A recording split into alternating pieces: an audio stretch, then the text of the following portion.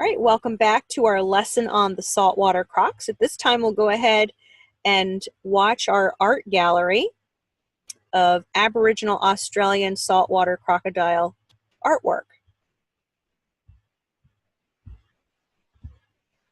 So here we are at the beginning of the gallery. So all painting images credit goes to 𝐆𝐥𝐴𝐺𝐸 aboriginalart.com. They've got a really great website. So notice the similarities and differences between these two paintings. And when we use the word medium, it just means the tools or the canvas that they used and what they used to paint with. So the medium for these two paintings was ochre on paper. Now I talked about ochre and what that was in my previous video. It's not the vegetable, the slimy vegetable. It is minerals, rocks and minerals ground up into powder and made into a paint.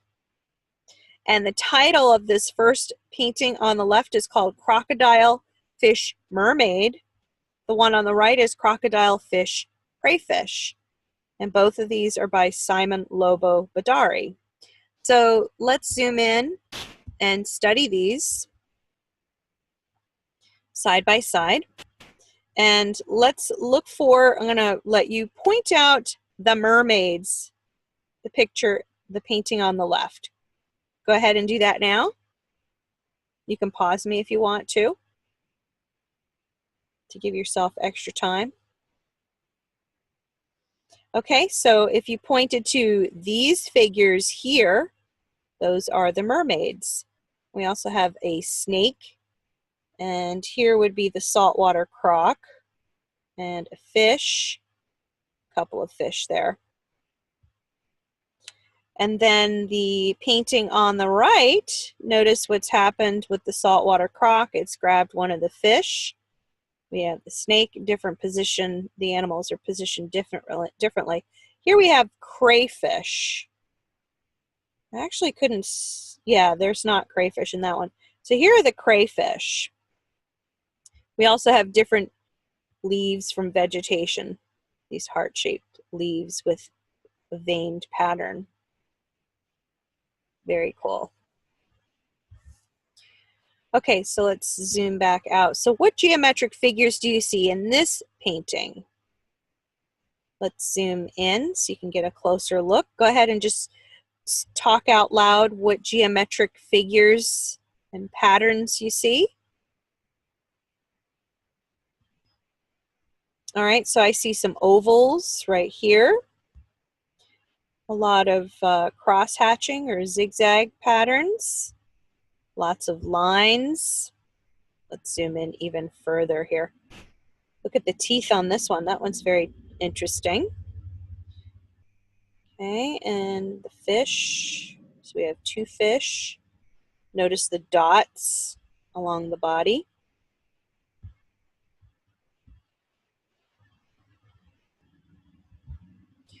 Okay, so what are the main figures in this painting?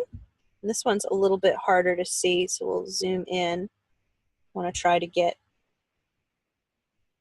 as close as we can. So go ahead and talk out loud. What are the main characters in this painting? So what's this figure here? And this one here? And this one here? Okay, so this would be the saltwater crocodile, a fish, and a sea snake. I'm not sure what this is. Perhaps a piece of vegetation. Perhaps a lily? I'm not sure. Okay, so what in this painting reminds you of a crocodile? It's really beautiful. I love the colors. So they used acrylic on linen. It's called Orapun Crocodile Story. And the artist is Helen McCarthy Tilemoti. So if you guess the scales, you would be indeed correct. And they're arranged in a spiral. Perhaps this is the eye of the crocodile. I'm not entirely sure. I think it's abstract art, but very beautiful colors. So what medium was used to make this painting? This artwork refers to an Aboriginal Dreamtime story or creation story called Minawee, which I actually have that as one of our lessons where you can hear that story. Why the crocodile rolls.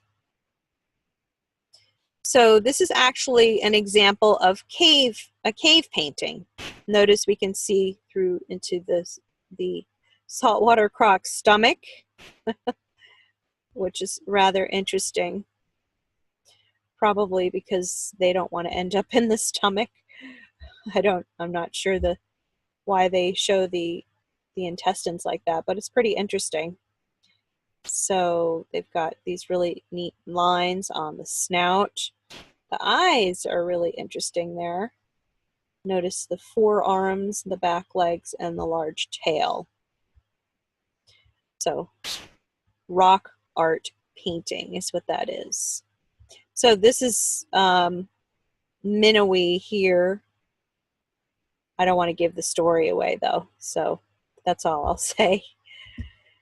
All right, and thank you for watching. Here we have a gorgeous acrylic painting on canvas called 𝐵𝐺𝐴𝐿𝐼 Story.